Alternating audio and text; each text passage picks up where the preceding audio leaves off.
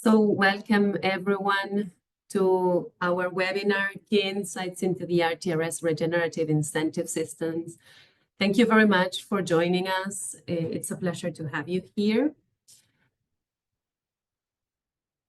We wanted to let you know that there's simultaneous interpretation available in Spanish and in Portuguese. You can click on below, there's like a little map where you can choose the language that you want to listen to. This event, as you just realized, is being recorded and it will be shared afterwards. And we will be having a Q&A session available for all the participants after the presentation that we will give. So I didn't introduce myself, but I'm Ana Laura Andriani, RTRS Global Standard and Assurance Manager. Thanks for being here and welcome to you all. And today with me, we have Luisa Bruscato, our RTRS Global Executive Director. We have Helen Estima, our RTRS Regional Market Development and Stakeholders Affairs Manager from North, Northeast, and Midwest of Brazil. And we also have Jos Packer, who is our external consultant from New Foresight that has been working a long time and with a lot of effort on this project as well. So thank you for being here and welcome you guys. And the realization of this project would not be possible if it weren't for the grant that RTRS received last year from the ISIL Innovation Fund, which is supported by the Swiss State Secretariat for Economic Affairs, SECO. So thanks for that. This is the agenda. We will be introducing you the topic, why we started this project, the trends and the barriers. We will also be sharing our solution and vision and explaining you a little bit about the RTRS pilot that we are working or starting to work in Brazil, some learnings, how you can participate, and also a Q&A. But first, to begin with, I will give the floor to Luisa Bruscato that she will share with us the RTRS approach. Luisa? Thank you very much, Ana. So a warm welcome to everybody. Thank you so much for being here today. So just to start a little bit explaining our approach. So RTRS has developed its standard for responsible soy a few years ago, actually many years ago. And also we have developed two standards. So one for production and another one for chain of custody. So nowadays, we also developed some other modules on our main standard on soy. So after some years, we realized that corn was also another crop, important crop to be part of our solution. So we have developed the module on the corn production as well. And very new, last year, we launched the module aligned with the UDR compliant. So it's also a new, very new module that we have developed in the last few years. And now we are under development, the regenerative agriculture incentives. So together with that, we also have the URED, which is a module focused on biofuels, and the non-GMO module, it is already developed as well. So nowadays, this is the system for RTRS solutions. We are calling it's a new approach, the RTRS solutions with all these offers together with the calculator on soy footprint. And this is the idea for RTRS to develop some of these modules in order to have solutions from farm to the end users of soy, so complete this entire system of the value chain, systematizing solutions and providing new strategies as also for our clients and important customers, not only in the ground, but also for looking for the demand. So this project on regenerative agriculture started 2 or 3 years ago. The idea was shared in one of the RTRS events, I think in 2019, if I'm not wrong. Lieven Kalewart, our president in that time, shared the idea of discussing the regenerative theme, which we think it's a very important trend. And it's not only a trend, but it's also becoming an important part of the solution for sustainable and responsible soy in general. So the idea here, we could fundraising with ICIL. So Anna just shared the slide with ICIL. So thanks for this fund as well. We could develop and start developing this project. My idea is just to give a very briefly introduction. So regenerative is in our main focus. Last year, we also organized an event, international conference in Ghent, in Belgium, which had the name of Towards a Regenerative Transition. So we are focused also our efforts in developing these new indicators, this new vision on how we're going to measure the real impact on the ground and the real impact in many aspects, such as soil health, soil management, water quality, biodiversity, carbon sequestration, and others. So have a very nice webinar, and I pass to Anna again so she can provide more explanations on the project. Thank you. Thank you, Luisa. Yeah, thanks. So we will share a brief introduction of why regenerative agriculture is a topic, or why we're focusing on this today. So we all know the problems, still we will share them with you. So GHG emissions, a lot of climate change, land conversion for farming costs is causing 90% of global deforestation, and 1/3 of the soils are degraded. So that's the situation. We need to face it. And why does it matter? Because, well, all this environmental degradation is threatening food security and supply chain stability. These unsustainable farming ways of working are driving hidden costs and disrupts in commodity markets. And all these extreme weathers are reducing yields, endangering billions reliant on agriculture. But we all know this because, you know, RTRS has been working on sustainability for a very long time, and we've been working on tackling these issues.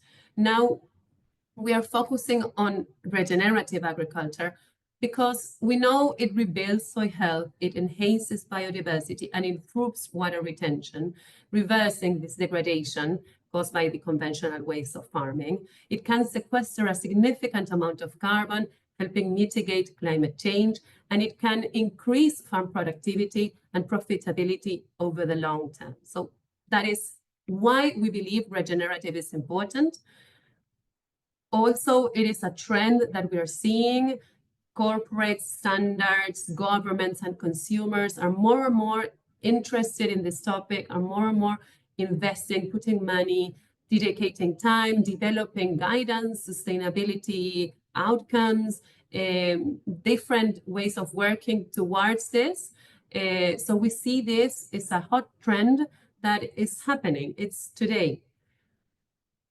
Some of the barriers that we're facing, and Jost, I invite you to jump in whenever you feel like. Some of the barriers that we understood or saw when starting this project. First of all, talking about the technical aspects, we see there's an unclarity on the requirements for regenerative agriculture. So there's no standardized definition on regenerative agriculture. There are different practices varying a lot depending on the region, on the climate, on the crop. So it's very challenging and very difficult for the farmers and the technical experts to implement this and to actually have all the knowledge, the necessary knowledge to do this. We also see there is a lack of credibility or assurance system, a strong assurance system that can verify progress towards regenerative agriculture. So there's no standardized system on how to verify these regenerative claims.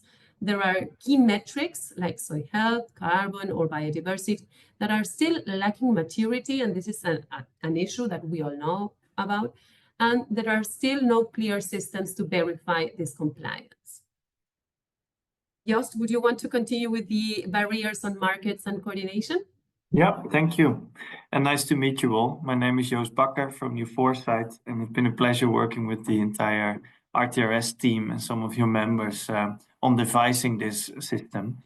So you've mentioned the technical part, you've mentioned the assurance part, And what we often see in any sustainability transitions that we try to make in soy, but also in other agricultural commodities and markets, is that financial incentive and the market is lacking for it. So we have found out, okay, we know what the desired situation is. We know what, in this case, the type of regenerative practices are that we need. We know how we would verify if someone has actually achieved those practices. But why would someone make the transition to regen ag? Or if there is an inherent business case in moving from conventional to regenerative agriculture, even if that exists, which we do believe in many cases, then the transition cost to get started, to get the right equipment, to change the way you farm can be very high. And especially in the first few years, what we see across the world is that you'll have drops in incomes due to either increased expenses or perhaps reduced revenues from your production. And so we see that as a barrier, both for the very large farmers but also especially for smaller farmers. And finally, all of these efforts, we see that in different sectors and in different countries, parties are innovating on answering these questions on the technical assurance, the market part. Companies themselves within their supply chains are devising programs to move to regen ag, which is great. We've seen also in non-profit alternatives and voluntary sustainability standards working towards this. And the risk here is that we all learn a lot of how to do it, but we don't learn from each other. And that the market rules against which we want to incentivize these transitions are not the same across countries and across commodities. And so we see a risk there. And so we also want to coordinate these local and these global efforts much more to really help scale that transition to regenerative agriculture and healthier farms on healthier soil. Thanks, Anna. Yes. So moving on, we also been working on what is our solution or how we feel we can bring light to this topic. And just to give more context on this, and Luisa already shared a little bit of that. So a few years ago, RTRS started working on a benchmark comparing RTRS practices versus regenerative agriculture practices from Regen Agri. And the results showed there was a lot of matching in these requirements. There was a lot of things that RTRS already included. But the thing that is still missing from RTRS standard is the quantification and the measurement of these results, of these practices, and trying to understand how producers can better improve the way of working. As you all know, because you're here, you know RTRS standard. RTRS standard is a very yes-no protocol. So we want to introduce this measurement of the practices also with this project. And what we believe is a solution, or how we believe we can solve these issues and barriers that we've been explaining before.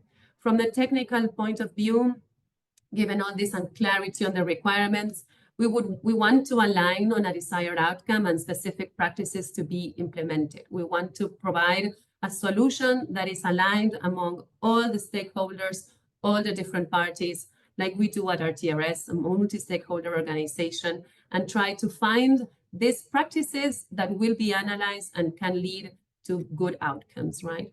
We also want to provide an assurance system that verifies adherence to these requirements and allows for credible claims, which is crucial in this aspect, right? Everyone wants or needs credible claims. Otherwise, your efforts are not going to be shared or giving a good result. And when it comes to the market, as Jost was explaining, today we have inadequate financial incentives for farmers. So we want this project to have a platform which we already have, our online platform, where buyers are incentivized to invest in producers' transitions, right? And all of this together in coordination with a governance structure to coordinate global and local efforts, with the ultimate outcome of producers and brands being incentivized to invest in regen ag, leading to increased adoption. I see there are hands up, so I will invite everyone to comment or give the comments or share your thoughts in the chat bot, please. As I was telling you before, we did this benchmark, this analysis versus RTRS versus Regen Agri. And last year, again, we came back to this understanding to revise what are the requirements that need to be checked on the farm. What are the requirements that could be part of this standardized methodology? And the idea is, yes, again, to test it. This year, we will be working on a pilot project in Brazil. And the idea is to test how this works. What are the results? What are the baselines? What are the different results, etc. Jost, any comment? Please jump in. Only maybe one element that we very much acknowledge, and that the regenerative practices that are listed here are, on the one hand, it's comprehensive. On the other hand, it's very context, biome, farmer specific.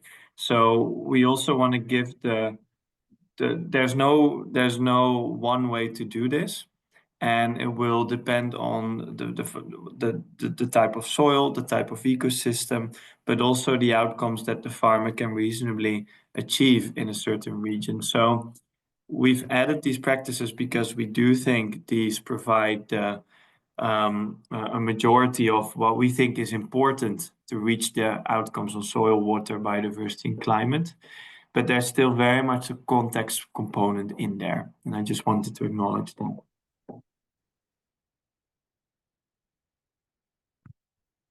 Yes, thank you, Jost.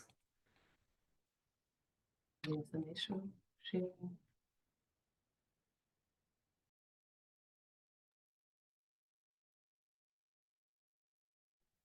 Okay, sorry for that.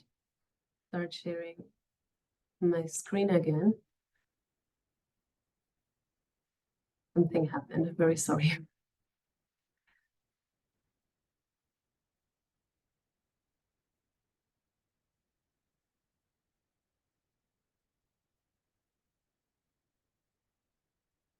Okay. You can see my screen, right? Sorry. Good, thank you.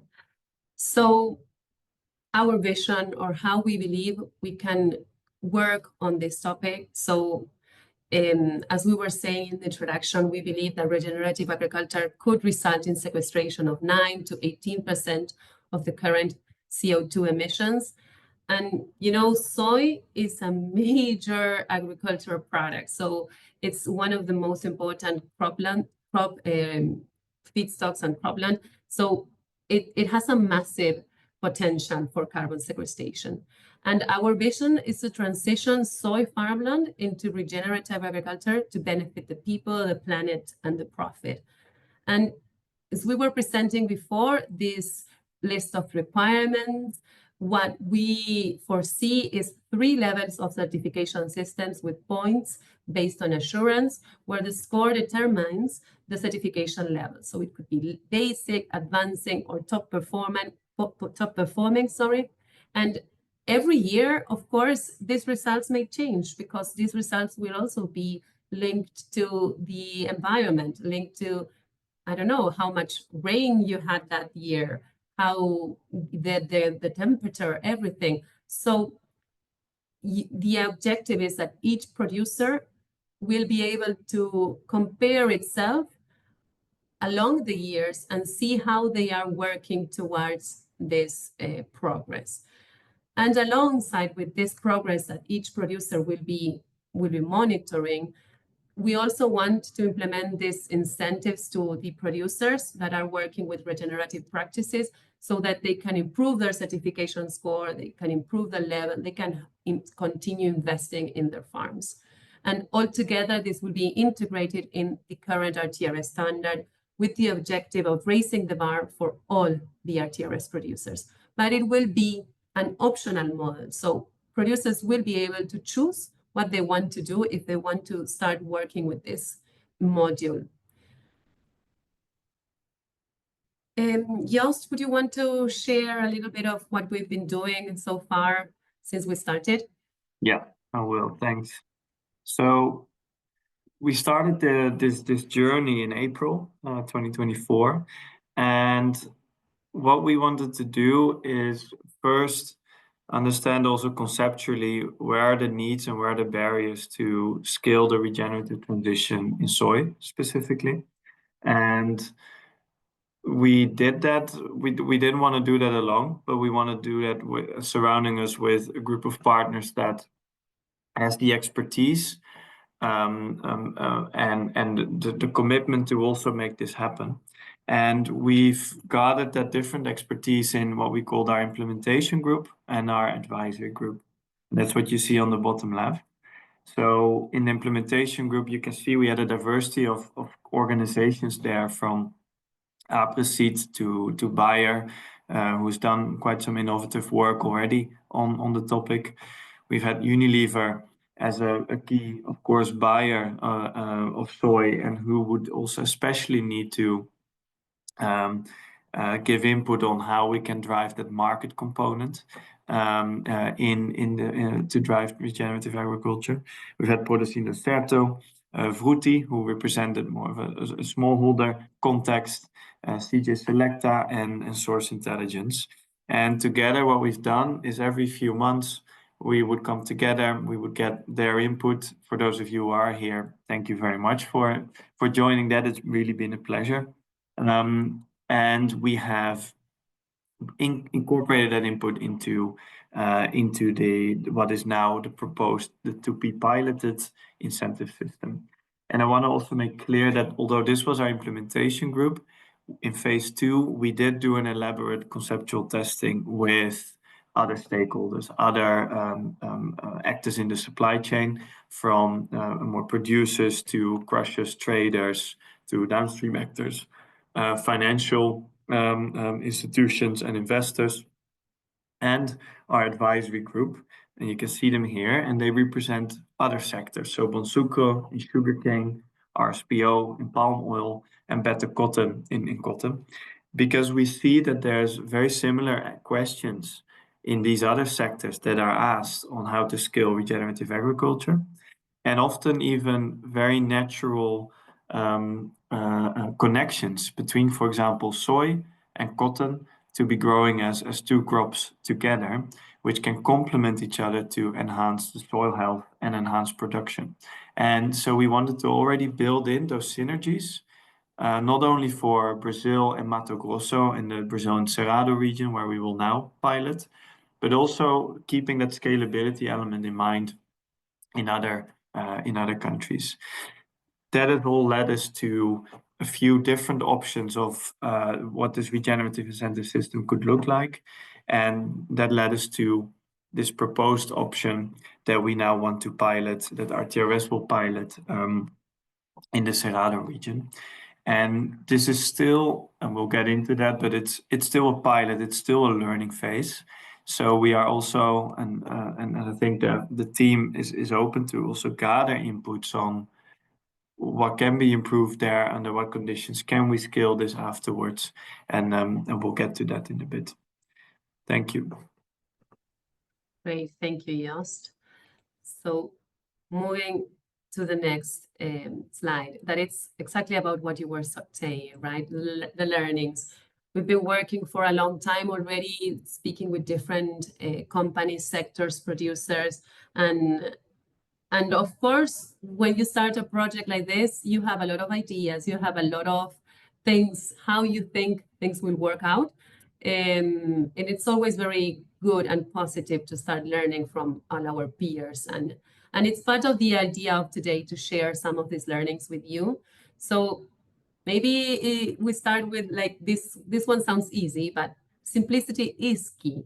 So we need to have a clear, straightforward incentive system that people understand and it's easy to be rewarded for. And that is the main goal of this project, something that is applicable, that can be replicated, as Jos was explaining, in different regions, and that can be easily understood by people and by farmers, and also that the market is keen on learning from and incentivizing them.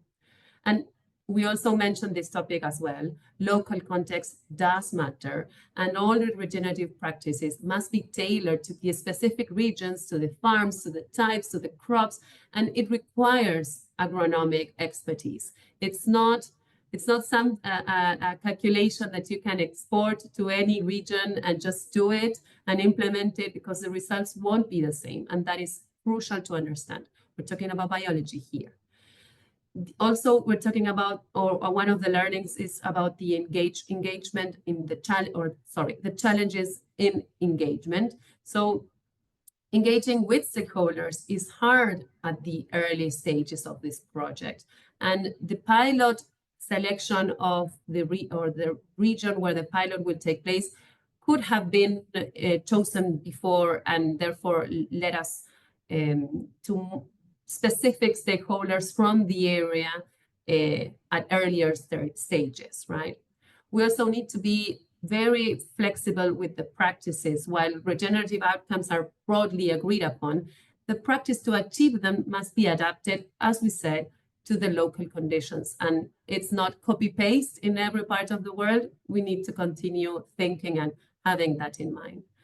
We also want measurable progress, and that is a key learning from this aspect, from this project as well.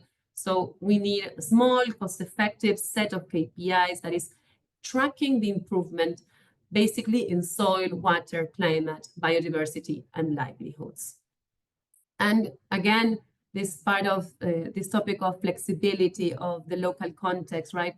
There are different farm realities, and we know that from RTRS's experience, but this project again showed us these differences, right? Large farms can scale practices way more easily than smallholders, and we need to provide extra support for these smallholders that will require a different system.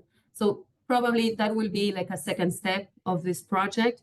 Today we're focusing on the Mato Grosso producers because we need to be realistic also. Brazil is the main production country for RTRS, and we need to work with them first. But we have this idea on our minds that for smallholders, or when this becomes something applicable or available for smallholders, we need to give like an extra thought, right? Also, we've been learning how important the role of the buyers are. So we need these market mechanisms to work for the rewarding of the regenerative in farming. And this may vary, and but we've been thinking that this sort of scorecard-based assurance approach could be suitable for the market as well. We also need valuable data because buyers need reliable data on environmental and social impact, with core farm level measurements and a broader landscape assessment. This is no news for RTRS, but collaboration is crucial. And we know that stakeholders are eager to align their efforts to harmonize and to learn. We've seen you are here trying to understand what this project is about, and we know that collaboration is a key asset that we have.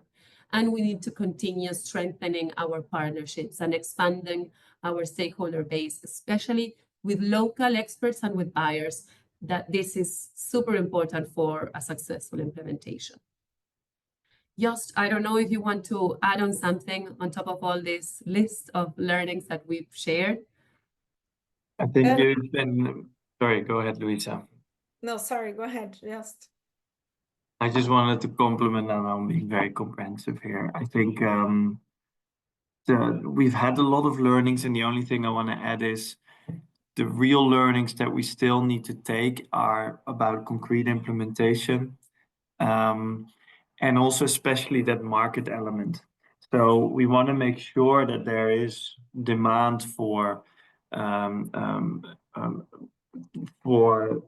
claims also and narratives on regenerative agriculture, where part of it will be on RegenAg itself.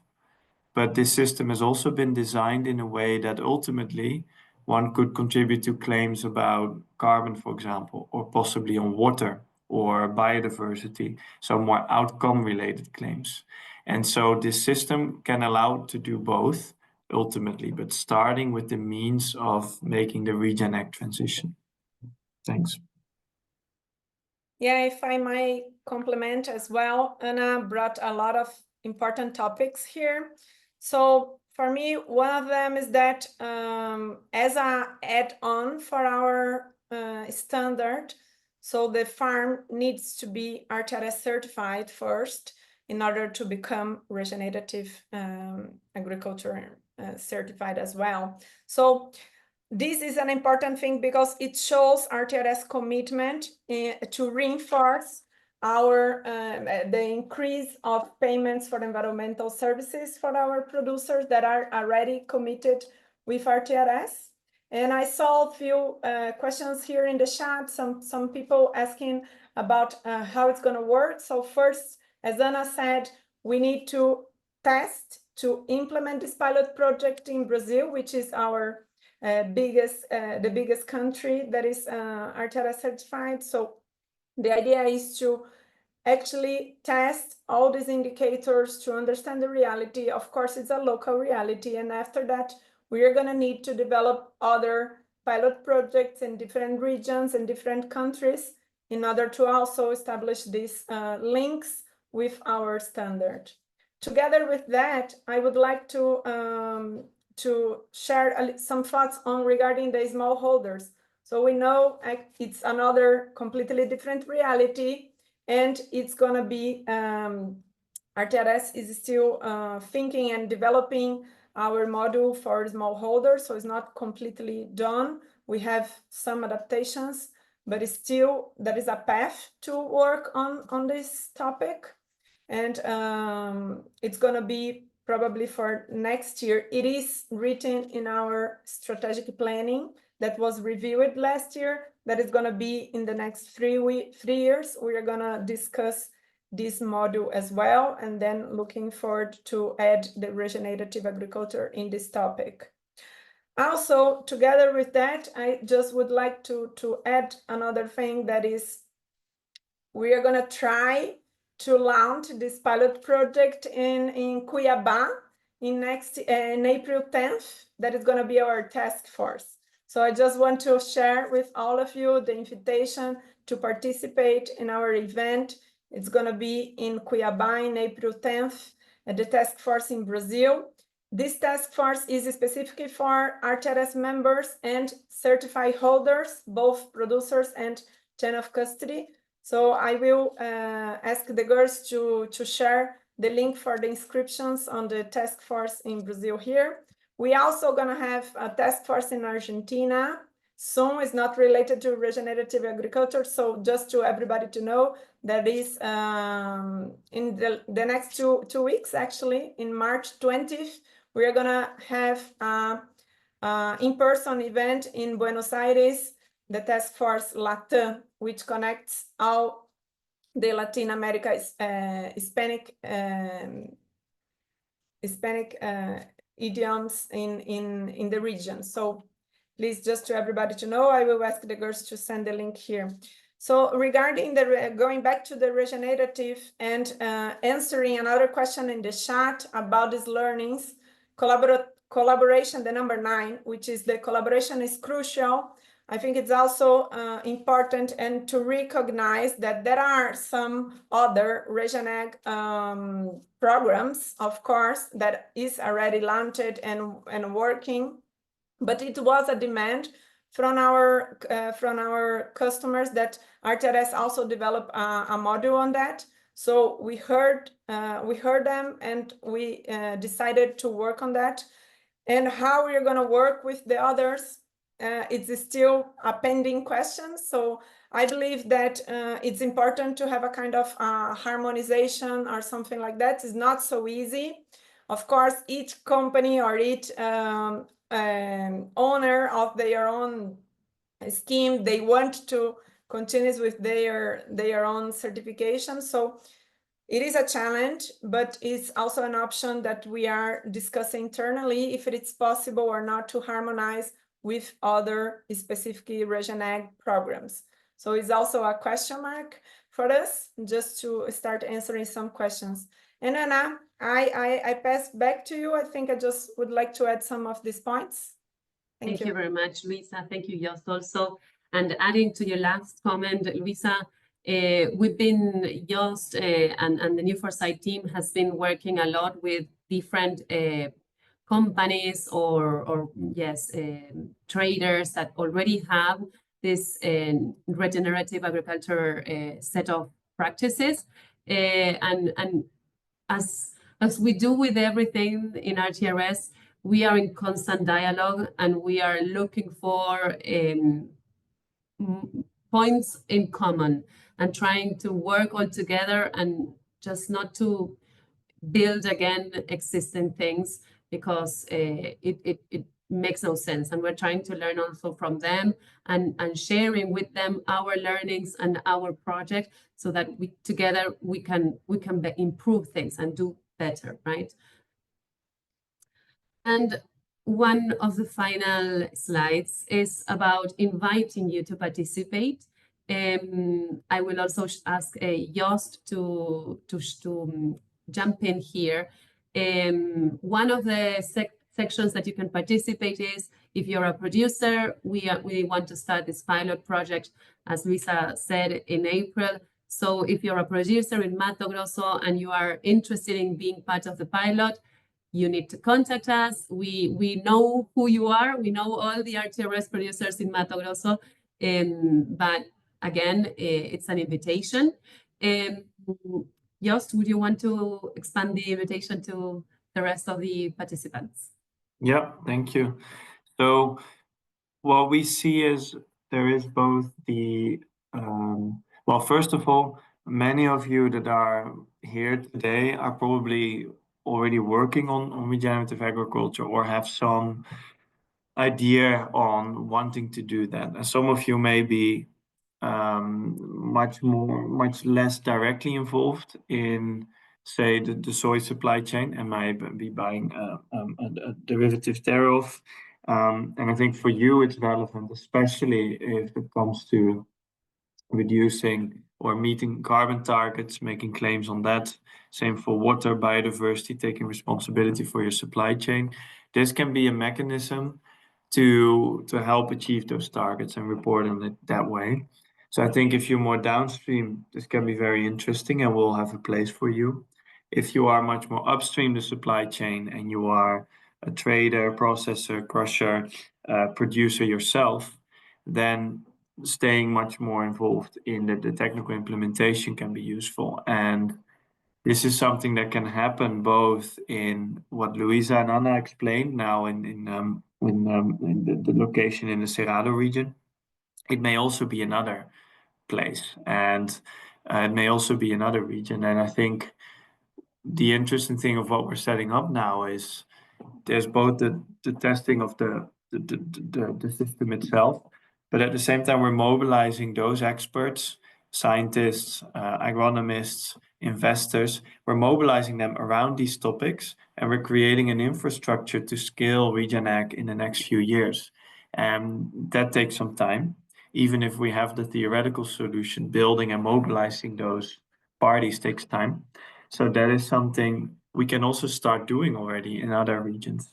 So we'll invite you, whether you're corporate, nonprofit, or other type of stakeholder, to be involved here, where you can either more actively join the pilot or stay more loosely engaged to learn about what's happening here.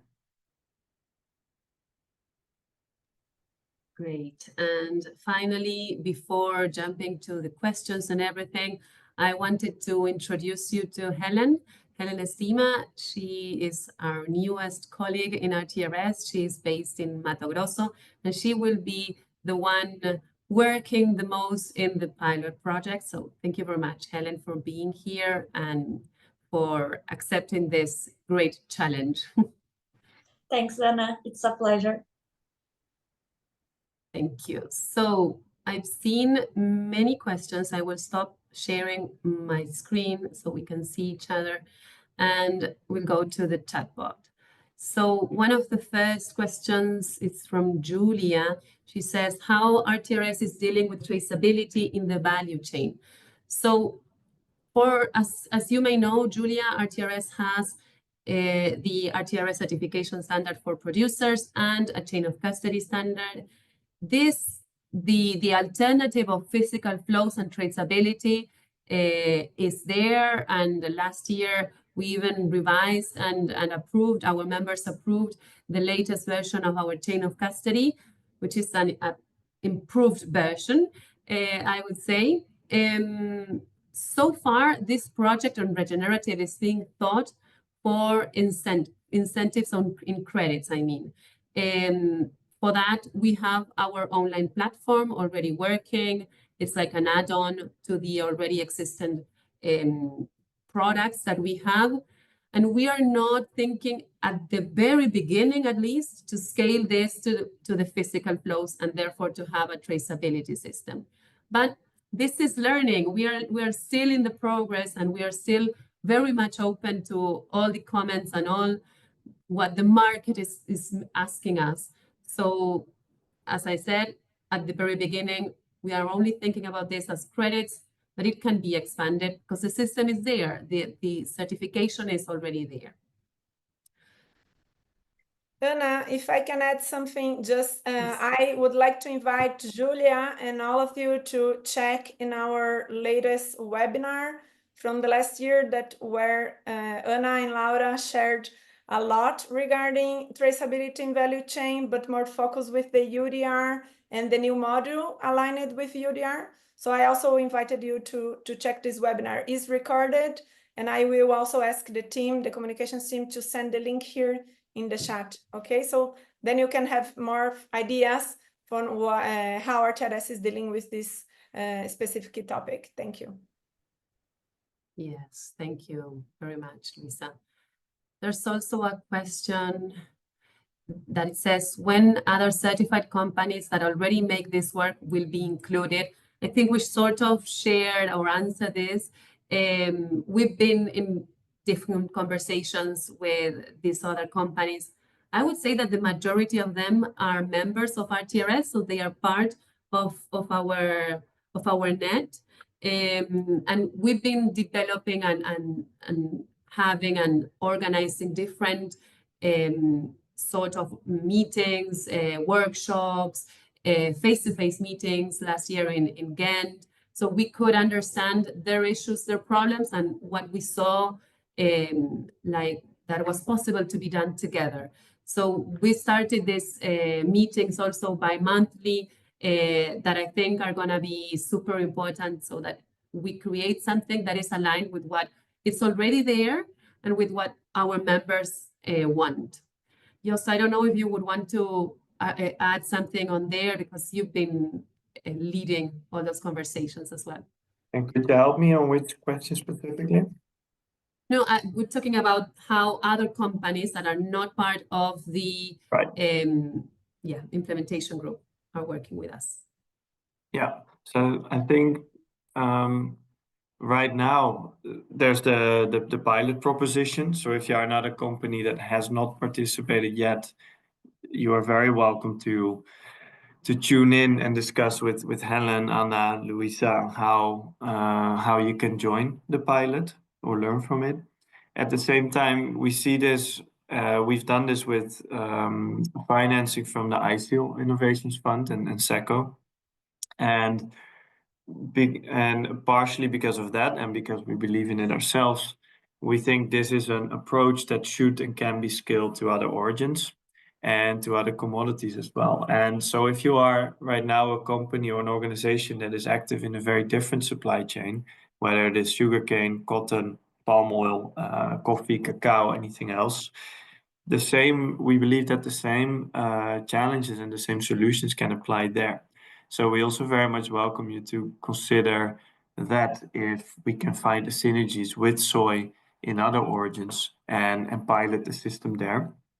If you are interested, then I would love to have that conversation with you and see if we can build a way of piloting this in different origins where we have the specific teams ready, but also have this space globally where we can exchange lessons and also align on what the market rules should be against which this Regen Act transition is scaled.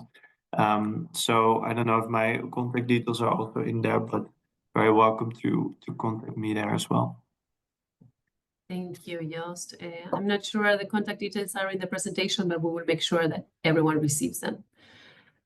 There's another question from Ruben asking if this project will apply to Argentina. So Ruben, at the very beginning, it's going to be a pilot in Brazil, in Mato Grosso. I also saw another question about Goiás. It's going to be Mato Grosso at the very beginning. We're going to try and test this set of requirements, see how it works, continue learning from this now more practical aspect of the project.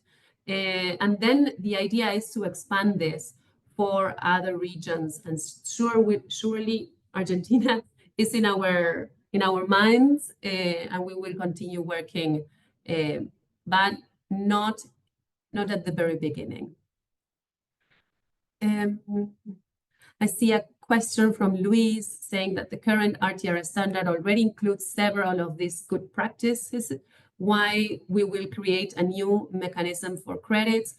And yes, Luis, you're right. We already have a very strong standard. But as I was saying at the beginning, our standard is very qualitative, sorry. So yes or no, do you comply with this or you don't? The idea of this add-on module is to start measuring the impact and to be able to quantify what our farmers, that they are already doing a lot, what they are doing. So it's not necessarily adding more requirements to what the producers are doing, but it's in reality measuring what they are doing. And because they will be receiving more audits or a stronger audits in terms of the results, because they will need to show evidence of how they managed to get to this or that target.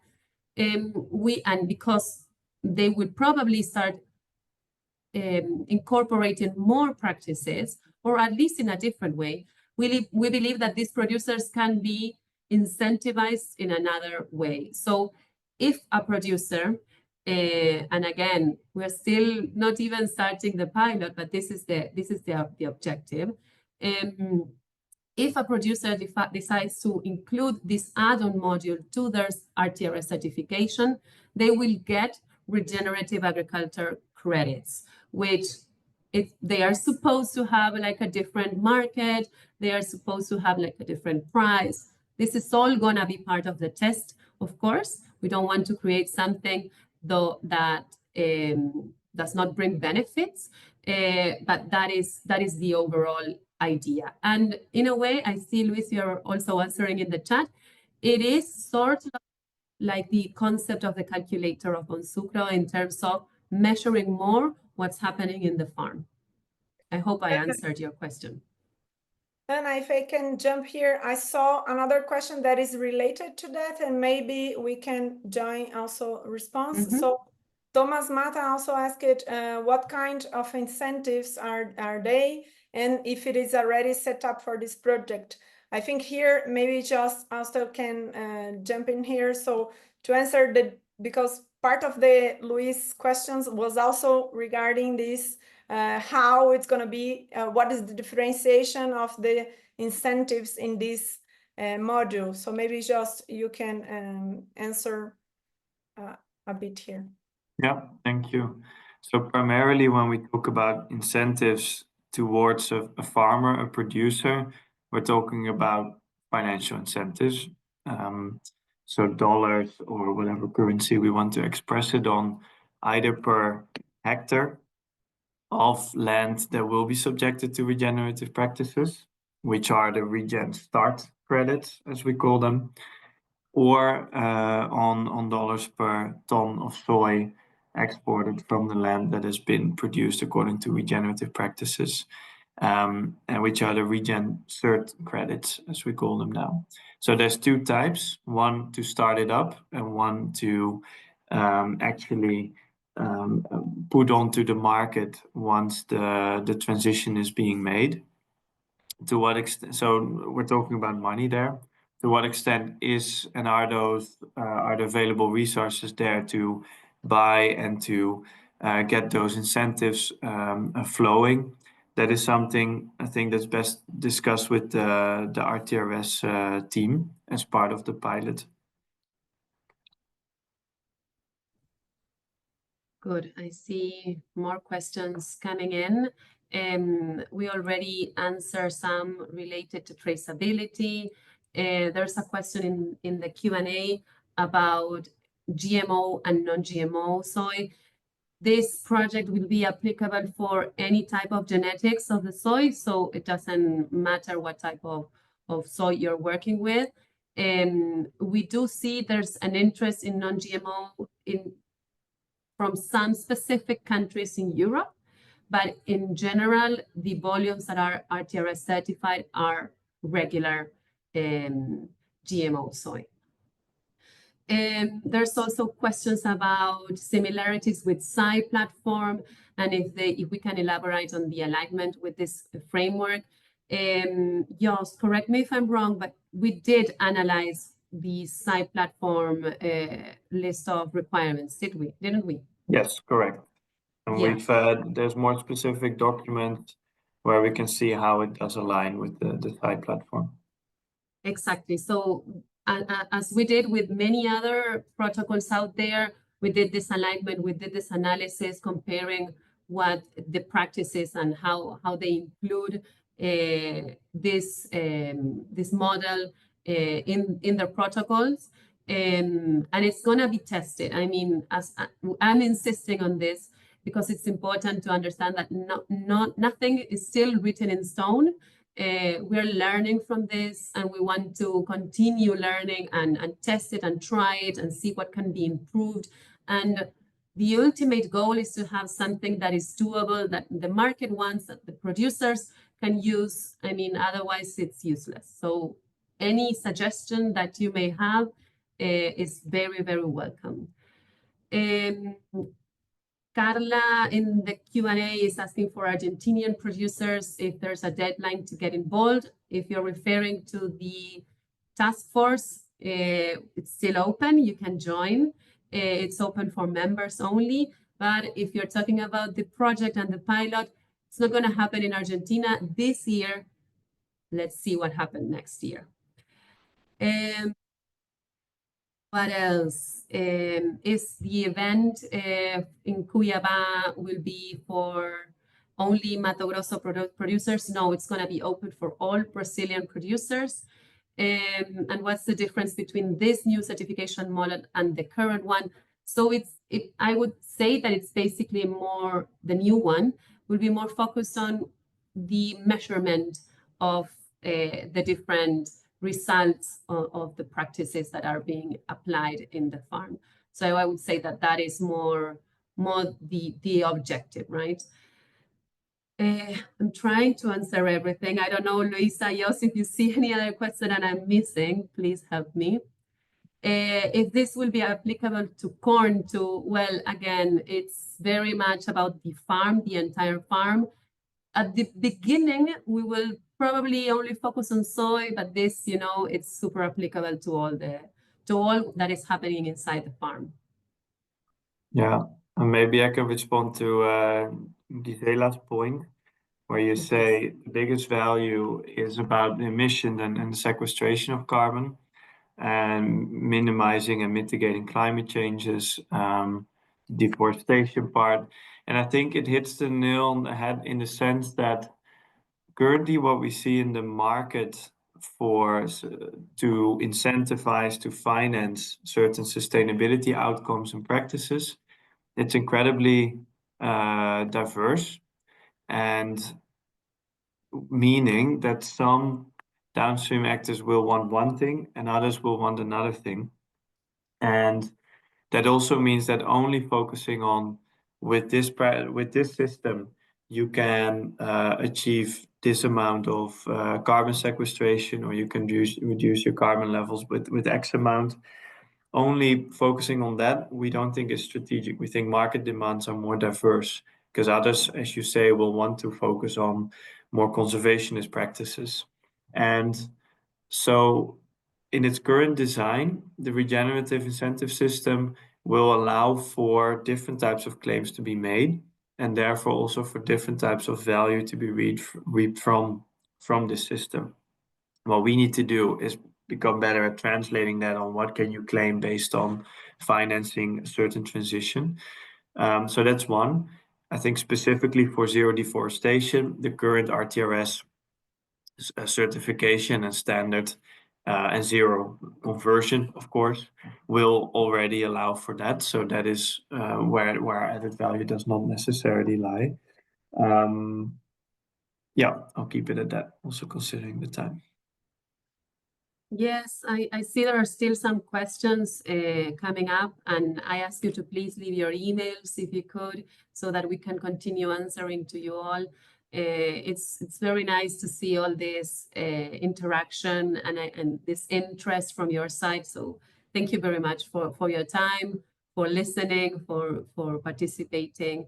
We will continue answering all your questions, but we want to be strict with the time schedule, and we want to be able to close this meeting so we don't take more time than we promised. Yes. Anna, if I can give some final words and closing. So first of all, thank you everybody to participate, to engage with a lot of questions. Thank you very much, Anna, for organizing the content and all the organization. Thank you, Joost, also for your energizing this role as consultant and organizing the project for us. Ellen, it's nice to have you in the team. So everybody, this is Ellen. She's gonna be in the ground, in the field with implementing this project. So please welcome her well, so she can do a very good job on that. And from my side, what I would like to say is that RTRS is committed to reinforce and increase all the payments for environmental services. I think this is the biggest point here. And of course, as Anna said, to implement and to increase the quality and quantity of the indicators of the information that we collect from the farms, so we can have a better approach, a better decision-making for all the farmers. I think this is going to be a huge transformation in the amount of information that we are going to have as, and not only we as RTRS, but also the producers that are going to be empowered with this information in order to improve the productivity of the farms, the carbon sequestration, and all the other important indicators that we are going to start measuring with this new module on regenerative incentives. So this is a new era. For me, it's a new area for RTRS. Solutions as well, where we can have more information and we can share more data, intelligent data with all the stakeholders, of course, always protecting individual information. And I think this is my final information. Please, people, come to our task forces in Latam, task force in Brazil, coming soon. And after that, we're going to have many other virtual meetings. So please get in touch with our staff if you need any other information. Thank you so much for coming. See you in the next webinar. Thank you very much. Thank you, everyone. Thank you. Thanks, everyone. Bye-bye.